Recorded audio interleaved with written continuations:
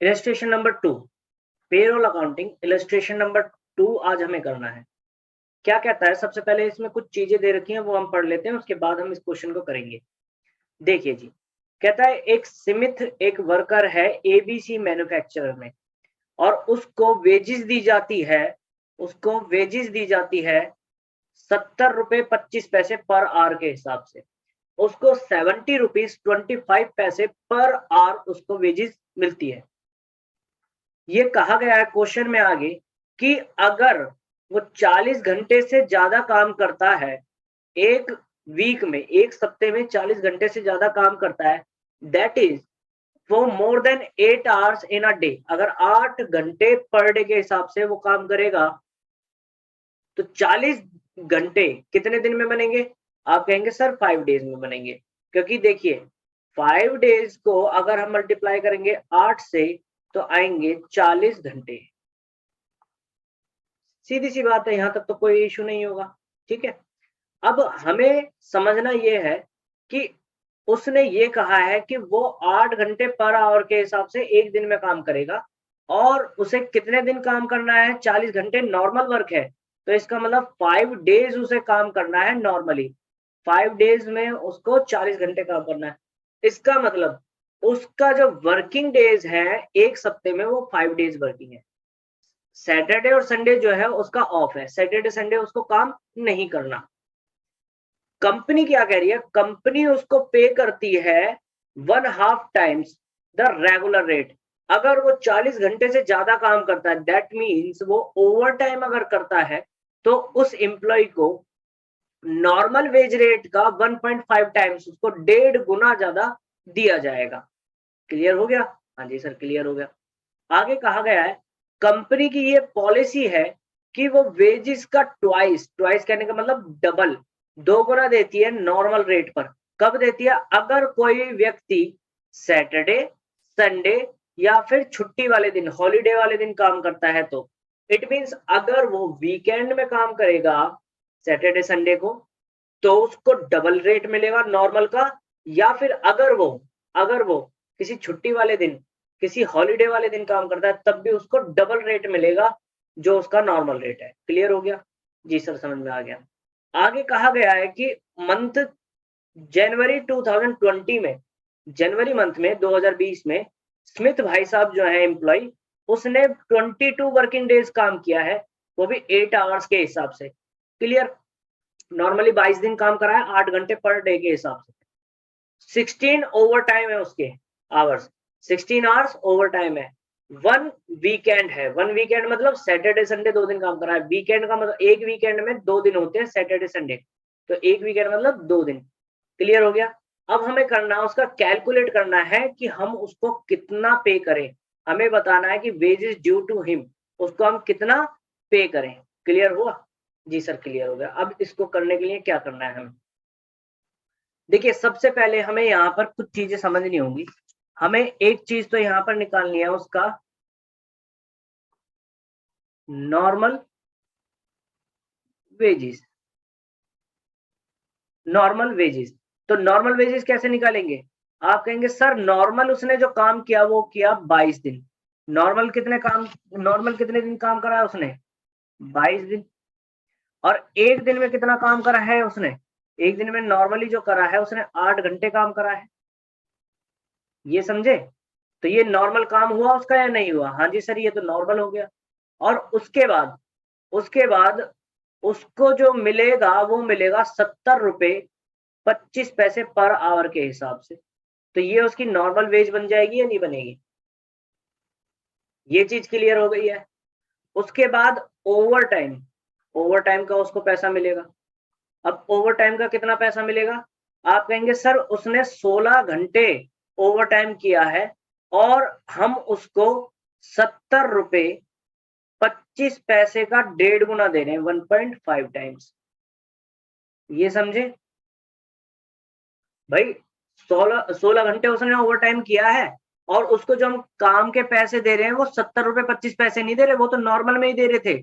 हम 70 रुपए 25 पैसे का 1.5 गुना दे रहे हैं, तो 70 रुपए 25 पैसे का 1.5 गुना मैंने कर दिया, और वो 16 घंटे के मिलेंगे। क्लियर हो गया? अब उसको वीकेंड पे कितना मिलेगा? वीकेंड का कितना मिलेगा? तो आप कहेंगे सर उसने एक वीकेंड काम करा था, इसका मतलब 2 दिन। तो 2 दिन में उसने 8 घंटे के हिसाब से काम किया होगा। 2 दिन में उसने 8 घंटे के हिसाब से, ये तो टाइम हो गया। अब अमाउंट कैसे निकलेगा? मल्टीप्लाई बाई, उसको डबल मिलेगा। क्या मिलेगा उसको? डबल, यानी 70 रुपए 25 पैसे का 2 गुना। ये वेजीज हो गई उसकी। समझ में आया नहीं आया? तो अब आप कहेंगे कि उसको, देखिए जी ध्यान से देखिए यहाँ पर, ये देखिए ध्यान से। आप कहेंगे सर उसको जो नॉर्मल देना था वो ये है 22 दिन और 8 घंटे के हिसाब से, तो उसके जो आवर्स बने वो 76 आवर्स बने, और 70 रुपए 25 पैसे के हिसाब से उसको अमाउंट दिया, तो बना 12,364 रुपए। ये चीज क्लियर है? नॉर्मल का समझ में आ गया। ओवर टाइम, उसने ओवर टाइम करा था 16 घंटे। ओवर टाइम कितना करा था? 16 घंटे, और उसे हम 1.5 गुना दे रहे हैं, इसका मतलब 70 रुपए 25 पैसे का 1.5 गुना। तो ये हो गया उसका ओवर टाइम का पैसा। ये क्लियर है? उसके बाद उसने वीकेंड पे काम किया। एक वीकेंड का मतलब क्या होता है? सैटरडे संडे, यानी 2 दिन। और 2 दिन में कितना काम करा होगा उसने? 8 घंटे काम करा है एक दिन में, तो 2 दिन में कितना काम करा? 16 घंटे। और उसको अमाउंट कितना मिलेगा? 70 रुपए 25 पैसे का डबल, 2 गुना। तो उसको ये अमाउंट मिल जाएगा। क्लियर हो गया? तो फाइनली कितना मिलेगा उसको? फाइनली उसको कितना मिलेगा? जोड़ लीजिए, 12,364 रुपए प्लस 1,686 रुपए प्लस 2,248 रुपए। ठीक है जी, समझ आ गया? ये आपको क्लियर हो गया होगा। तो इसका जो टोटल आएगा वो आएगा 16,298 रुपए। टोटल उसको पेमेंट करनी है 16,298 रुपए। ये बात अगर समझ में आ गई है तो बहुत ही बढ़िया। अब आगे की तरफ चलते हैं। पेरोल में अब आगे क्या है? ये क्वेश्चन हमने कर लिया प्रैक्टिकल। अब पेरोल में आगे देखिए, internal control for payroll procedure. Control का मतलब क्या होता है? नियंत्रण करना। मैं आपको बता दूं, कंट्रोल 2 तरीके के होते हैं। कंट्रोल होते हैं 2 तरीके के, एक होता है हमारा प्रिवेंटिव कंट्रोल और एक होता है हमारा डिडक्टिव कंट्रोल। अब ये दोनों में फर्क क्या है? प्रिवेंटिव कंट्रोल क्या है और डिडक्टिव कंट्रोल क्या है? प्रिवेंटिव का मतलब होता है रोकना, रोकथाम, और डिडक्टिव का मतलब होता है कि अगर वो हो भी जाए रोकने के बावजूद तो उसको ठीक कैसे करना है, जिसे हम बोलते हैं क्वालिटी चेक। ठीक है जी। लेट्स सपोज आपको पता है कि ये गलती हो सकती है, तो गलती को रोकने के लिए आप कुछ प्रयास करेंगे, कुछ काम करेंगे। वो जो आप काम कर रहे हैं वो प्रिवेंटिव नेचर का है। और अगर उसके बावजूद, उस एफर्ट के बावजूद आप गलती कर बैठते हैं, वो गलती हो जाती है, वो मिस्टेक हो जाती है, तो फिर आप ऐसे टेक्निक्स ढूंढेंगे कि उन एरर्स को रिजॉल्व किया जा सके, उन डिफॉल्ट्स को हटाया जा सके, या उन इश्यूज को रेक्टिफाई किया जा सके। वो जो एक्शंस होंगे वो डिडक्टिव नेचर के होंगे। Are you getting my point?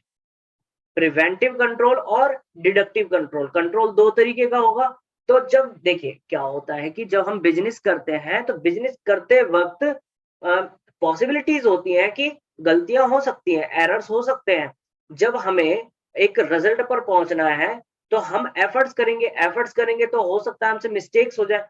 तो मिस्टेक जो हो गई उनको कंट्रोल करने के लिए, एरर्स को, फ्रॉड्स को कंट्रोल करने के लिए हमारे पास 2 तरीके के कंट्रोल है। एक कंट्रोल है हमारे पास जिसे हम बोलते हैं क्या? Preventive control. एक है हमारे पास डिडक्टिव कंट्रोल। प्रिवेंटिव कंट्रोल कहने का मतलब क्या है? एरर्स को होने से रोकने के लिए जो आप कंट्रोल करेंगे या जो एक्शंस लेंगे, उस कंट्रोल को बोलेंगे प्रिवेंटिव कंट्रोल, जिनसे आप एरर्स होने से रोक सकते हैं। चलिए, तो प्रिवेंटिव कंट्रोल और डिडक्टिव कंट्रोल 2 होते हैं हमारे, समझ में आ गए होंगे अब दोनों हमारे किस काम में आते हैं, प्रिवेंटिव कंट्रोल और डिडक्टिव कंट्रोल। ठीक है जी। एक्शंस लेने हैं हमें, कौन से एक्शंस लेने हैं? जो एरर्स को ठीक कर सके, वो डिडक्टिव कंट्रोल। और एरर्स को रोकने के लिए जो कंट्रोल करना है हमें, वो क्या है? Preventive control. ठीक है जी। अच्छा जी, अब आगे देखिए आगे क्या कहता है। देखिए यहाँ पर कहता है कि आप इन कंट्रोल्स को इंप्लीमेंट करेंगे पेरोल में, जो आपको कंट्रोल लेने पड़ेंगे। क्या? सबसे पहला है आपको जो करना पड़ेगा एम्प्लॉइज की एडवांस। अगर आपने किसी एम्प्लॉय को एडवांस में कुछ सैलरी दे रखी है, तो क्या करंट मंथ में आप उस एडवांस सैलरी को डिडक्ट नहीं करेंगे, उससे रिकवरी नहीं करेंगे? बिल्कुल करेंगे। तो उसको कंट्रोल तो करना पड़ेगा, आपको ध्यान रखना पड़ेगा कि भाई एम्प्लॉय को, किस एम्प्लॉय को हमने एडवांस में सैलरी पे कर रखी थी। अगर एम्प्लॉय को एडवांस में सैलरी पे कर रखी थी, तो हम उसको डिडक्ट कर लेंगे करंट मंथ में, ठीक है जी। तो इसका आपको ध्यान रखना पड़ेगा। आपको नेक्स्ट चीज का ध्यान रखना पड़ेगा, change to payroll records. Change to payroll records कहने का मतलब कोई नया एम्प्लॉय आया है या कोई पुराना एम्प्लॉय चला गया है, या किसी का बैंक अकाउंट नंबर चेंज हो गया है, या किसी का कोई पर्सनल डिटेल डिपार्टमेंट चेंज हो गया है, किसी की सैलरी इंक्रीज हो गई है या डिक्रीज हो गई है, तो यहाँ पर हमें ये चीज ध्यान रखनी पड़ेगी, तभी तो हम एग्जैक्ट पेरोल बना पाएंगे करंट मंथ का। तीसरा आपको पॉइंट ध्यान रखना है कि आप जिस पर्सन को अथॉरिटी दे रहे हैं, जिस पर्सन को आप बोल रहे हैं कि भाई जाइए डेटा कलेक्ट करके लाइए, अगर आपकी टीम है तो आप उसको पूरा एक्सेस दें और उस पर ट्रैकिंग लॉग भी लगाएं। ट्रैकिंग लॉग कहने का मतलब क्या होता है कि आप उस पर निगरानी भी रखें, क्या डेटा जो वो कलेक्ट करके ला रहा है वो वेरिफिएबल है, क्या वो ट्रस्टवर्दी है, क्या उस पर हम रिलायबल कर सकते हैं, क्या हम उस पर ट्रस्ट कर सकते हैं, रिलायबल डेटा है या नहीं है। तो ये भी आपको ध्यान रखना होगा। चौथी चीज है टाइम कार्ड। एम्प्लॉयज का जो टाइम कार्ड होता है यानी अटेंडेंस जो है, आप उसका भी ध्यान रखेंगे। अटेंडेंस किस हिसाब से बन रही है, अटेंडेंस प्रॉपर वे में मेंटेन हो रही है या नहीं हो रही, तो इसका भी आप खास ध्यान रखेंगे, क्योंकि सैलरी ऑलमोस्ट किसके हिसाब से बननी है, टाइम कार्ड के हिसाब से। नेक्स्ट पॉइंट आता है रेम्बर्समेंट ऑफ एक्सपेंसेस। रेम्बर्समेंट ऑफ एक्सपेंसेस का मतलब है, मान लीजिए कोई एम्प्लॉय है और एम्प्लॉय ने कंपनी के बिहाफ पे कुछ खर्चा पे कर दिया था, कंपनी के बिहाफ पे एम्प्लॉय ने खर्चा पे कर दिया था, तो कंपनी का ये रिस्पॉन्सिबिलिटी है, कंपनी का ये जिम्मेदारी है कि उस एम्प्लॉय को वो खर्चा रेम्बर्स करे, यानी उसको वापस करे वो खर्चा, उसके लिए वो पे करे, ठीक है, क्योंकि वो खर्चा उस एम्प्लॉय का नहीं था, वो तो कंपनी का खर्चा था।